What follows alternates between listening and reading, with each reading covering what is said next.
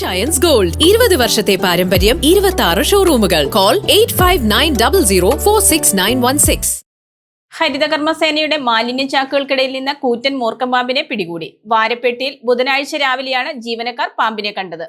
വാരപ്പെട്ടിയിൽ ഹരിതകർമ്മസേനയുടെ മാലിന്യ ചാക്കുകൾക്കിടയിൽ നിന്ന് കൂറ്റൻ മൂർഖൻ പാമ്പിനെ പിടികൂടി. ബുധനാഴ്ച രാവിലെ ഹരിതകർമ്മസേന ജീവനക്കാരാണ് മാലിന്യ ചാക്കുകൾക്കിടയിൽ മൂർഖൻ പാമ്പിനെ കണ്ടത്. കോതമംഗലം ഫോറസ്റ്റ് ഓഫീസിൽ വിവരമറിയിച്ചതിനെ തുടർന്ന് പാമ്പ് പിടുത്ത വിദഗ്ധൻ സേവി തോമസ് സ്ഥലത്തെത്തി ചാക്കുകൾ മാറ്റി പാമ്പിനെ പിടികൂടുകയായിരുന്നു.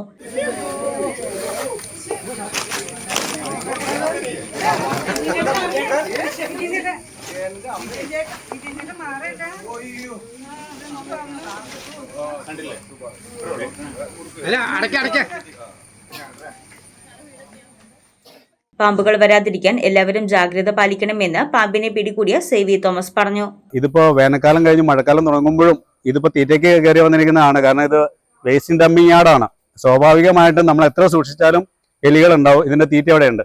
അപ്പൊ ഇതിപ്പോ ഇതിനകത്ത് തൊഴിലാളികളോ പഞ്ചായത്ത് എത്ര സൂക്ഷിച്ചാലും ഇതിനകത്ത് എലികൾ അതിനുള്ള തീറ്റ ഉണ്ടാവും. അപ്പൊ അതുകൊണ്ട് പാമ്പ് വരാതിരിക്കുക എന്ന് പറയുന്ന ഒരു സജഷൻ അല്ല.